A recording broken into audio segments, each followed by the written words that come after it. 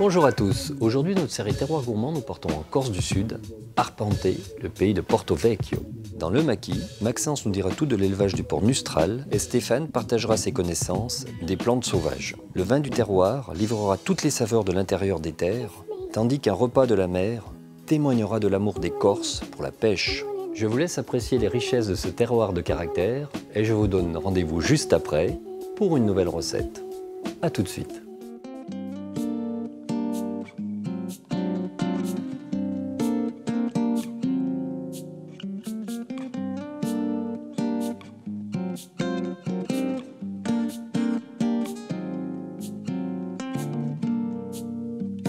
C'est une île de caractère bercée par la Méditerranée, la Corse. Ses 183 km du nord au sud arborent des paysages dantesques et sauvages où les nuances de vert se mêlent au bleu vif de la mer, comme dans un tableau impressionniste. Un charme redoutable qui lui vaut le surnom d'île de beauté.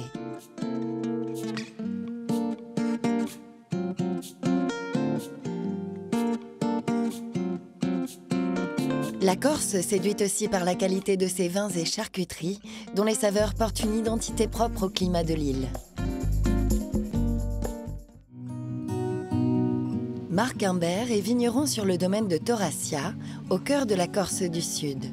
C'est la période des vendanges, faites à la main, un exercice convivial mais éprouvant sous le soleil. Allez, on y va. Quand tu penses qu'il y a des gens qui payent pour perdre du poids... alors de gagner de l'argent. Exactement. Et hop là! Aujourd'hui, Marc et ses saisonniers cueillent le Nielucciu, l'un des piliers des cépages corses avec le Ciacciarello et le Vermentino. Ce domaine s'étend sur des hauteurs allant de 40 à 300 mètres d'altitude, entre mer et montagne. Une particularité du territoire qui confère aux vignes un climat idéal pour la maturation des fruits. En fait, on a 150 pics au-dessus de 2000 mètres. On est aussi une île dans une mer. Donc on a deux facteurs pour avoir des nuits fraîches. Ce que moi j'ai comme microclimat ici par rapport à des collègues qui sont à 50 km, c'est différent. Sur ces parcelles, du granit et du gneiss jonchent le sol, apportant chacun une typicité au cépage. Il en est de même pour la végétation des alentours. Vous voyez la baie, ce qu'on a là, ce qui est opaque, c'est ce qu'on appelle la pruine. Cette pruine, elle joue une fonction très intéressante, c'est une cire. Et cette cire capture tout ce qu'il y a autour. Et donc le maquis qui est là est capturé ici. Il y a ses arômes. C'est en 1964 que le père de Marc a décidé de transformer en vigne ces terres autrefois recouvertes de végétation. Alors que les cépages étaient en voie de disparition, il en plante plusieurs sortes sur son terrain après un long travail de recherche et de sélection. Ce qui était très intéressant, c'est que finalement la terre était vierge et on a pratiqué en viticulture traditionnelle, bio, dès l'origine. Donc cette vigne, ces sols, et là il y a eu de multiples analyses, n'a jamais reçu aucun produit de synthèse. Lui, il travaillait au soufre-fleur et bouillie bordelaise. Disons que c'est vierge bio. Si on peut créer un nouveau label, extra vierge. Marc a repris le domaine en 2008.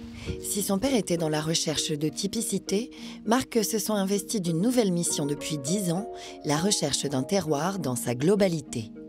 Le terroir, ce n'est pas une parcelle, mais c'est les ensembles de parcelles, parce que je peux assembler maintenant des parcelles ici à environ 250 mètres, 300 mètres d'altitude, avec celles qui sont à 40 mètres d'altitude. Avant, on pouvait faire un instrument ici, et puis un autre instrument ici, mais maintenant on a un grand clavier. Il y a des choses très intéressantes qui se font dès le départ dans l'accord. Marc et les autres vignerons ont trouvé une quarantaine de cépages et en découvrent encore aujourd'hui. Car la Corse, parce qu'elle est une île, a longtemps été isolée des maladies, ce qui a permis la sauvegarde de nombreux plants de vignes. Si on pouvait décrire la Corse, on est un peu un monde nouveau. On a des valeurs anciennes, mais on a un monde nouveau. Donc on a une page blanche et on a des belles choses à écrire. Bon Michel, là on va déguster la première cuve. D'accord. L'assemblage qu'on a fait samedi. Pour ses recherches d'assemblage, Marc travaille en collaboration avec son œnologue, Michel Guagnini. Je l'ai goûté l'autre jour, tu me diras ce que tu en penses. Le travail d'assemblage se fait avant et pendant la fermentation. Tout d'abord, il consiste à goûter le jus des raisins. Goûter sur le jus, c'est quelque chose qui est pas facile. Les vignerons, généralement, quand on apprend à faire des décisions, on goûte les raisins. Ça prend 5 à 10 ans pour vraiment avoir une belle éducation. Sur le jus, la même chose, il faut 5 à 10 ans pour vraiment s'éduquer sur la décision. Aujourd'hui, Marc et Michel goûtent les jus qui ont fait l'objet d'un premier travail d'assemblage dans la presse et dont les typicités dépendent en grande partie de la composition des sols. Alors maintenant, je vois un côté un petit peu mentholé. Qui apparaît, ouais. Et toi? J'ai vraiment ce côté exotique qui ressort énormément dessus quand même. Ce côté plus frais aussi qui arrive aussi. Alors là on a du gneiss et du granit gris. Marc et Michel ont décidé de donner à cet assemblage des proportions de 20% de cépage en coteaux sur gneiss rose, 10% sur granit en fond de vallée et le reste sur un plateau bas à 40 mètres d'altitude. Je trouve que la décision de 20% est très bonne parce qu'elle peut dominer. Ouais. Peut dominer. Elle modifie juste à peine l'équilibre. On n'a pas dilué les acidités quand on est bon dessus. Il faut reste au niveau des 20%, pas plus. Michel, il a un palais sur la structure des vins, sur l'acidité, la vivacité. De moi, ce que j'ai compris, c'était cet équilibre-là qu'il recherchait. Et moi, je cherche les personnalités des différentes parcelles. Et donc, le côté un peu artistique et le côté précision qui se réunissent là. Voilà. Si le vin a un caractère propre à l'île de Beauté, il en est de même pour la charcuterie. Le porc Nustral, race endémique du terroir, est valorisé en AOC charcuterie corse.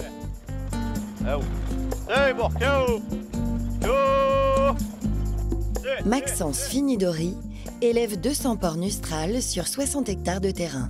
Bon, mon plus gros travail à cette période-là, c'est surveiller un peu les mises bas, parce que là on est en période de mise bas. Surveiller un peu l'état des enclos, l'état des cochons, tout ça.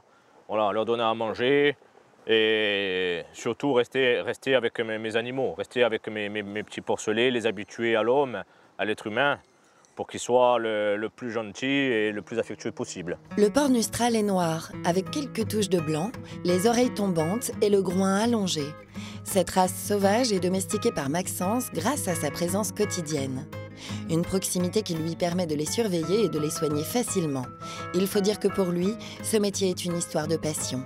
Mon père m'avait ramené un cochon, du coup je m'en suis occupé. Et après, de 1 à 2, voilà, j'ai toujours eu les cochons depuis que je suis tout petit. On ne peut pas faire de la bonne charcuterie, des bons produits, si on n'aime pas les animaux avant tout. On les aime, on les traite bien. Si on a les animaux où on ne s'en occupe pas, on ne va jamais les voir. Et voilà, ils vont devenir presque sauvages. Et il faut qu'ils soient habitués, qu'ils n'aient pas de stress. La nourriture des cochons est très importante, particulièrement lors de la finition.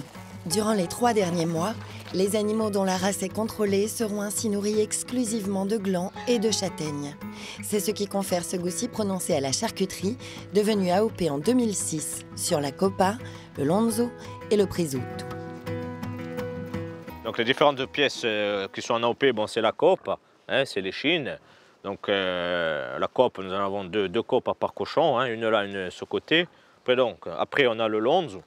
Donc le lonzo, c'est la longe, hein, avec le gras sur le dessus. Et après nous avons le prisutto, voilà, le jambon. Hein. Elle va nous le montrer, hein. Il est où ton jambon? Montre. Voilà, voilà son prisutto.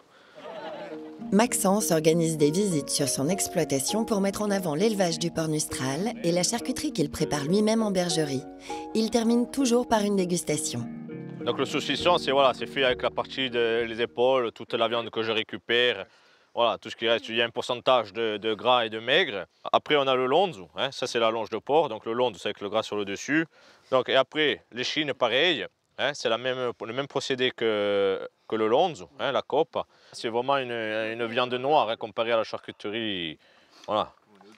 Bon, on a coutume de dire en Corse que le gras, c'est ce qu'il y a de meilleur, qu'il faut le manger, mais c'est vrai, quand tu as un gras un petit peu rosé, etc., quand les cochons étaient, parce que c'est pas toujours une obligation, mais quand les cochons étaient finis à la châtaigne, tu sens un petit peu ce goût de fruits secs, j'allais dire, ça peut être de l'amande, ça peut être de la noisette, ça peut être même éventuellement un peu doucereux, un peu de châtaigne, même si c'est compliqué à avoir. Et ça, tu le sens. La biodiversité est extrêmement riche en Corse du Sud. Menacée notamment par le tourisme, elle fait l'objet d'une surveillance étroite de la part du Conservatoire du littoral. Allez, go. Les bouches naturelles de Bonifacio s'étendent sur 80 000 hectares. Aujourd'hui, Régis et un garde naturel partent explorer l'un des 3 secteurs. Leur rôle, assurer la surveillance biologique de la faune et de la flore en mer et sur les îlots. On va rentrer dans l'impasse entre les 2 îlots, le Grand et le Petit Taureau. C'est un îlot de la réserve naturelle du plateau des Cervicales qui est très riche au niveau ornithologique, au niveau botanique, parce qu'on va retrouver une espèce botanique, par exemple le silène, endémique sud de la Corse, nord de la Sardaigne. Cette zone est interdite au débarquement du 1er avril au 31 août, car c'est la période de nidification et les îlots servent de reposoir. Alors là, je suis en train d'observer des martinépales. C'est des oiseaux qui nichent ici, sur lesquels mes collègues vont faire des suivis, des comptages, des bagages. Donc voilà, là on voit qu'ils ne sont pas encore tous partis, il y en a encore qui sont ici. Tu vois, on sent qu'on n'est pas les bienvenus. Hein. Regarde, hop, tu as vu comme il est venu là? Tu vois, ils veulent attaquer. Là, on fait bien attention quand on marche de ne pas écraser la plante. Là, on a un beau pied de silène là. Donc voilà, le silène, en fait, c'est du silène velouté. Sa feuille, c'est comme du velours. On tient à la protéger, donc pour la protéger, on a interdit le débarquement toute l'année sur cette île. Cette année, le bilan est positif. La présence de nombreuses jeunes plantes indique que le silène s'est ressemé et n'a pas été dérangé. Vas-y, vas-y, vas-y, vas-y. C'est bon. Écoute, le silène, il y en a plus que d'autres années. Pour préserver l'environnement, le rôle de Régis est également la surveillance de la pêche de loisirs et la prévention auprès des plaisanciers. Car ici, le simple fait de jeter l'ancre n'importe où peut abîmer une plante sous-marine, la posidonie. Monsieur Dame, bonjour. Vous êtes des habitués du lieu. Oui, je m'en suis rendu compte parce que vous avez jeté l'ancre dans le sable, c'est bien ça. Au niveau du débarquement, vous savez que jusqu'au 31 août, c'est interdit. Je vais vous laisser un dépliant de la réserve. Il y a tout dessus, il y a la carte. Vous avez différentes zones avec la réglementation qui va avec. Hein. Tenez, je vous la laisse. Merci beaucoup. Hein. Et je vous remercie, bonne journée. Vous aussi. La mission de Régis ne s'arrête pas là. Équipé d'un grand sac en plastique, il se charge du nettoyage des îles, des îlots et des plages et ramasse tous les déchets que le vent et la mer ont déposés. Voilà, ça les bouteilles, ça c'est du plastique. Après là, tu vois, tu peux voir toutes ces petites traces là. C'est les traces des goélands. On voit que sur les traces des goélands, il n'y a pas de traces de pas, il n'y a pas de traces de pieds. Donc on voit vraiment qu'ils ont été tranquilles, ils n'ont pas été dérangés. La majorité de ces déchets a été jetée en mer par-dessus bord avant de terminer sur cette île. Sur son passage, Régis remarque une posidonie qui a peut-être été arrachée lors d'un ancrage. Malgré ces constatations, son implication dans la préservation du littoral porte ses fruits. Il faut savoir que la réserve naturelle, en 10 ans, la biomasse, la quantité de poissons a été multipliée par 10. Ça prouve que notre travail aussi, il est fructueux. C'est une collaboration. Il faut savoir que la collaboration avec les pêcheurs professionnels, la pêche artisanale, se fait depuis 30 ans. Et nous, on travaille avec eux en ce sens. Et voilà, on est content. On voit que le poisson est retourné. 10 fois plus de poissons en 10 ans, c'est énorme. Et on continue comme ça et on continue à s'investir en ce sens. Si les ressources halieutiques ont considérablement augmenté sur le littoral, les pêcheurs, eux, constatent un appauvrissement significatif de poissons en Méditerranée sur le long terme.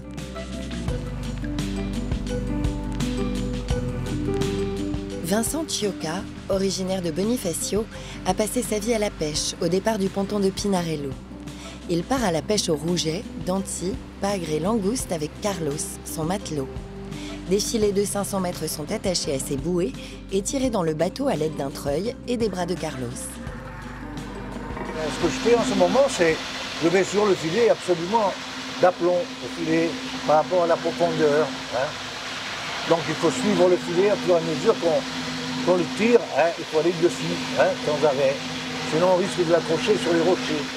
Ah, je vais appeler la langouste.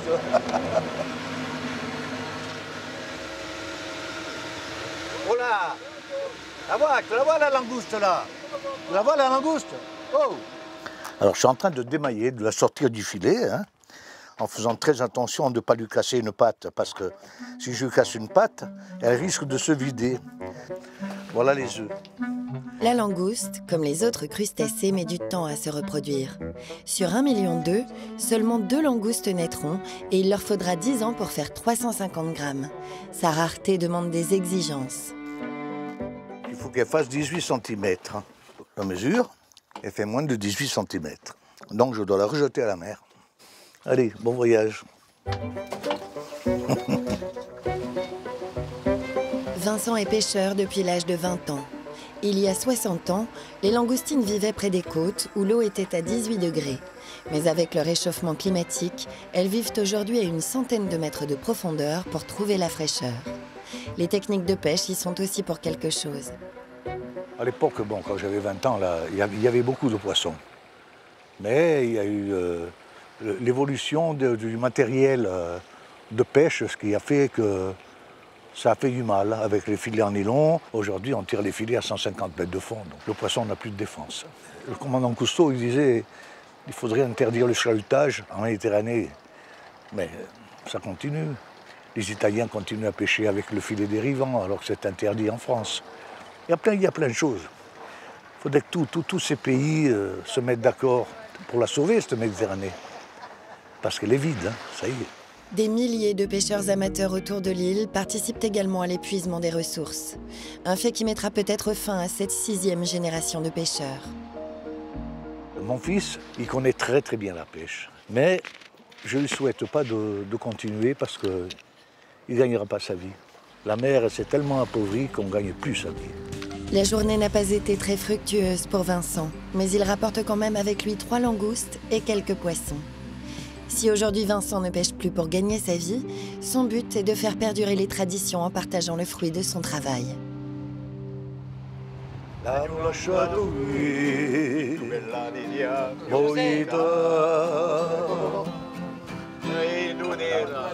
Dans sa cabane de pêcheur de Pinarello, Vincent prépare la bouillabaisse avec la pêche de la matinée. Rascasse, rouget, mérou, chapon, Saint-Pierre et langouste. C'est pas la même chose que la bouillabaisse de Marseille. Huile d'olive, ail, oignon, faire revenir la soupe, faire bouillir les patates dedans, pocher le poisson après. Sans colorant, sans rien du tout. Tomate, il fallait faire le plus simple possible, comme le faisaient les pêcheurs avant. Voilà. Voilà, tu vois, là ça mijote. Hein. Bouillabaisse, alors on baisse le feu, ça mijote avec la chaleur du bouillon simplement, il ne faut pas que ça boue. Cette cabane est le lieu de vente à la volée pour ceux qui souhaitent acheter du poisson au seul pêcheur du coin. Un circuit court et original avec des produits frais ou cuisinés, ce qui ajoute une plus-value à la pêche de la journée. Mais ici, c'est surtout le lieu où les amis de Vincent viennent partager l'instant, comme souvent. Une cabane synonyme d'échange, une tradition en Corse. Aujourd'hui j'aime à chanter leurs amours. Eh, goûte-moi ce bouillon, tu vas voir. Un peu de rouille, hein? Oui. Ça va, Georges? Alors la bouillabaisse avec langouste, c'est toujours un petit peu plus cher, hein, mais nous avons la chance aujourd'hui de payer le même prix, c'est-à-dire que c'est gratuit. Il faut faire nature, pêcher, préparer. Moitié eau douce, moitié eau de mer. Ah oui, c'est meilleur, mais pas de sel.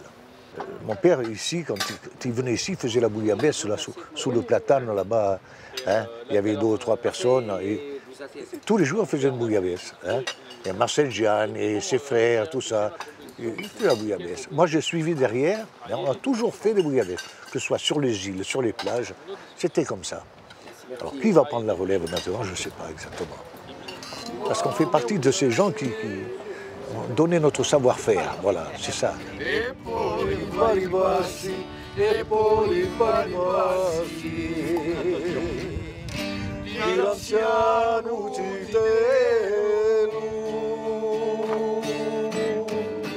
En Corse, les plantes aromatiques du maquis embaument les balades en nature. En haut des falaises de Bonifacio, avec Stéphane Rogliano, c'est une sortie olfactive du vert au bleu.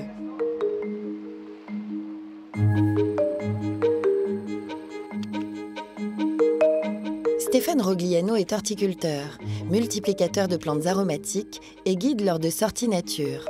Il emmène son groupe à la découverte des plantes du maquis. Particulièrement attentif aux odeurs, il observe, cueille, fait sentir et partage son savoir. Traditionnellement, en Corse, cette herbe, vous savez comment elle s'appelle? On peut l'appeler aussi herbe di San Miguel. On va la jeter dans l'eau bouillante dans laquelle on fait cuire les premières châtaignes. C'est bon, hein? Romarin, Genissia corsica, genévrier, Tecrium capitatum, cette végétation abrite 250 000 taxons, espèces et sous-espèces confondues, dont 12% sont endémiques de la Corse. Une végétation qui porte le nom de maquis, traduction du mot corse amatia, du latin macula. Macula, c'est la tache. Regardez, c'est une sorte de tableau d'impressionniste grandeur nature. On a décidé une fois pour toutes que le mot maquis, c'était le nom de la végétation qui pousse en Corse. Stéphane multiplie les végétaux depuis 20 ans. Précurseur dans le domaine, il est issu d'une famille qui a vécu l'immigration. Donc, quand je suis revenu, bon, j'étais plus enfant, j'étais jeune, hein, et j'ai été tout de suite impacté par cette réalité. Je m'y suis rebaigné. Moi, j'ai vite retrouvé mes racines profondes, et j'ai retrouvé à tel point que j'ai retrouvé les vraies racines des êtres vivants qui poussaient autour de moi et qui sont les plantes.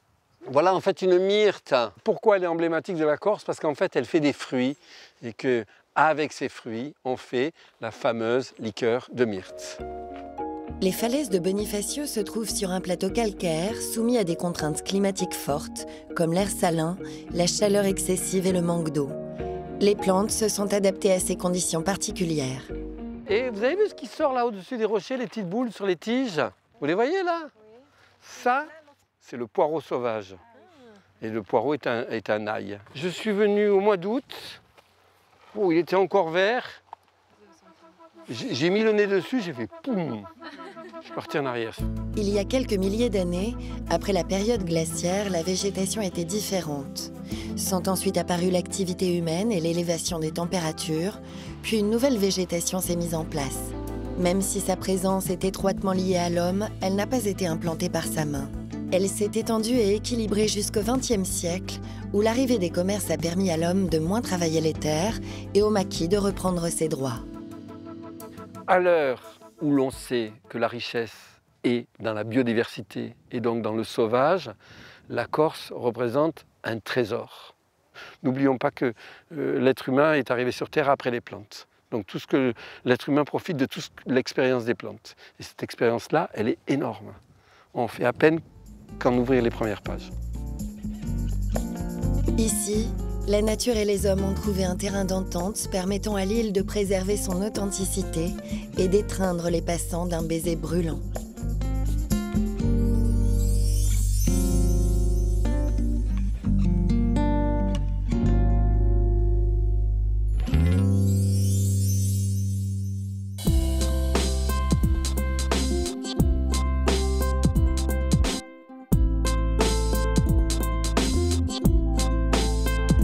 Aujourd'hui, je vous propose une daube de sanglier, champignons sauvages et polenta grillée.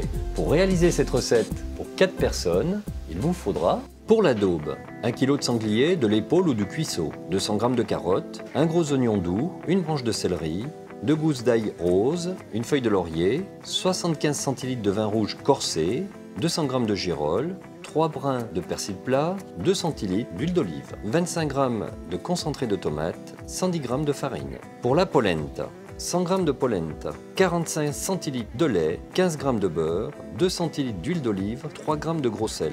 Pour la daube, la veille, coupez les carottes en rondelles et émincez grossièrement la branche de céleri, les oignons, les gousses d'ail. Coupez la viande en gros morceaux et la mettez dans un récipient avec les carottes, le céleri, les oignons, l'ail, le laurier et le vin rouge. Laissez mariner pendant 24 heures. Le lendemain, lavez les champignons à l'eau claire sans les laisser tremper et hachez le persil. Sortir la viande et les légumes de la marinade et bien les égoutter, éponger sur du papier absorbant. Il est important, pour bien colorer la viande, de surtout bien l'essuyer avant de la saisir. Faire chauffer l'huile d'olive dans une cocotte ou une daubière sans qu'elle ne fume, puis faire revenir la viande à feu vif en remuant fréquemment pour qu'elle soit bien colorée. Singer avec la farine et laisser cuire celle-ci quelques minutes. Ajoutez la marinade, les champignons, le persil, le concentré de tomate et environ 25 cl d'eau. Saler, ajouter des grains de poivre et couvrir. Préparez une pâte à lutter. Dans un saladier, mettre 100 g de farine et ajouter 25 centilitres d'eau progressivement en malaxant à la main jusqu'à obtenir une boule. La rouler ensuite de façon à former un cordon. Pressez ce cordon entre le récipient et le couvercle pour assurer une fermeture hermétique et éviter l'évaporation. Grâce au lutage, tous les arômes restent bien dans la cocotte. Laissez braiser 4 heures au four à 110 degrés. En fin de cuisson, ouvrir et rectifier l'assaisonnement. Pour la polenta, faire bouillir le lait et l'assaisonner avec le gros sel. Ajoutez ensuite la polenta en plus fine et cuire à feu moyen pendant 3 minutes sans cesser de remuer. Ajoutez le beurre. Sur une plaque recouverte de film alimentaire, versez la polenta et la recouvrir de film et l'étaler sur une épaisseur d'environ 1,5 cm, réservée au frais. Après refroidissement, la coupez en 12 petits carrés. Dans une poêle avec l'huile d'olive, colorez les carrés de polenta pendant 2 minutes de chaque côté, puis les épongez sur du papier absorbant. Pour le dressage, dans une assiette creuse, versez la daube, puis disposez 4 petits carrés de polenta par-dessus et ajoutez éventuellement quelques feuilles de persil plat. Je vous souhaite une excellente dégustation et à très vite.